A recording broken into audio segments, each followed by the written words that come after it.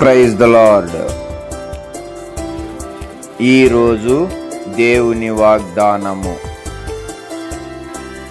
నేను దానికి ఆరోగ్యమును స్వస్థతను మరలా రప్పించుచున్నాను.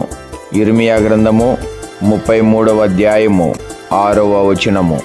వింటిమయా నీ స్వరము, కంటిమయా నీ రూపమును, ప్రియ ప్రభు నిన్నుగాక వేరెవరిని చూడము వినము.